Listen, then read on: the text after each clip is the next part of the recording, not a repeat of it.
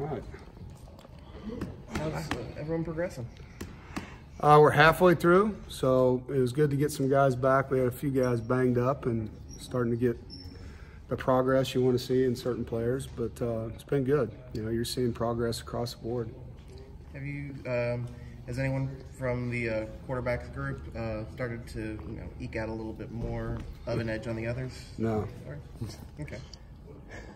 Procedurally, how are you handling the reps in terms of all four guys get same amount, or is it different days they get different? Yeah, we're really featuring 3 guys mostly, and so, whether it's Matt or Devin or Bailey, Coach Roper's rotating those guys through the groups, so they're all getting a lot of reps with the 1s or the 2s or the 3s, depending on how we're doing it that day. Micah's still getting some work, but majority's going to those 3 guys right now.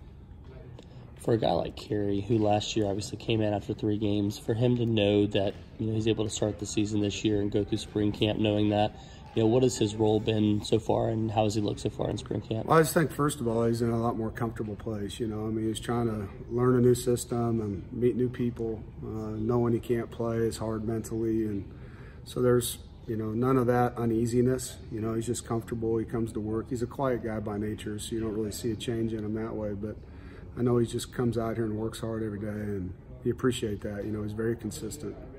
He's been a guy that's obviously caught balls from a different quarterback at USC, caught balls from a different quarterback last year with Ryan Finley, and now catching them from 3 different guys. I mean, how much does he kind of have to work up his, his chemistry with those guys as well? Yeah, I think timing with your wideouts and tight ends is important, and that's going to, over the course of not only the spring but the summer program, that's going to have to be huge. And we don't have great timing right now. We don't, and you can't really when you're rotating 3 guys in like that with different wideouts all the time. But, I wouldn't say there's a bunch of balls flying around all over the place. You do notice, though, when it's the same guy with the same guys catching it, a different rhythm. And we're just not there yet. You said 3. Is my math off with the quarterbacks? No. I thought there was 4 guys. Yeah, the 3 that are getting the reps that I told you. Okay.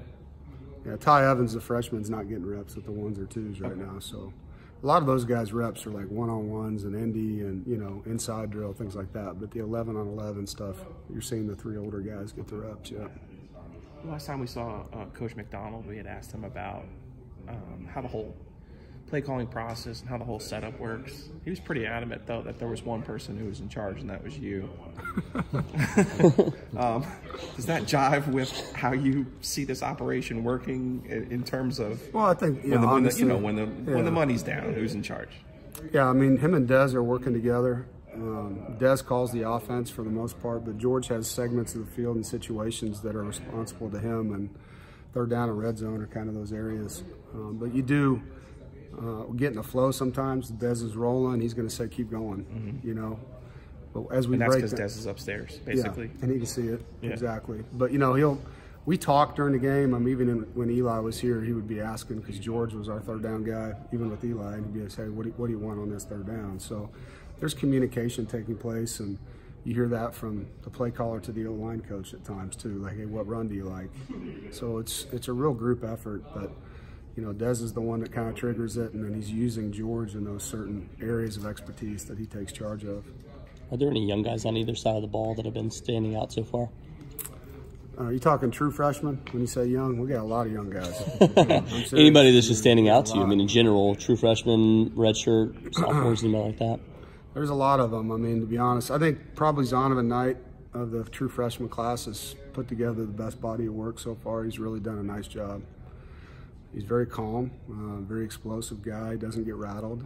He's impressive, he really is. Shaheem Battle has gotten better, you can see him progressing. Really impressed with Drake Thomas, how he learns. And because of the depth there, hasn't gotten a ton of work, but when he's in there, he really does a good job being disruptive. You have a defensive end. You got a guy, James Smith-Williams, already got a job at IBM. You got Deontay Holden, studying abroad in Paris. It's kind of unique to have that much maturity at one position group. And it is. Is that something that came across when you were recruiting them? With James, yes. I mean, James was incredibly intelligent, high GPA, high test score. I mean, he had goals for after football. I mean, he was a lot further along than a lot of people are, probably even 30-year-olds are, you know, mentally when he was in high school. And it was hard to say with Deontay. You know, you knew that he was a hard-working guy, came from a great academic school. But you have to be impressed with his persistence with all the injuries he's had to be able to maintain it and sustain. He's going to have, you know, undergrad, a master's degree, and then a broad opportunity. So he's going to be an incredibly employable guy here pretty soon.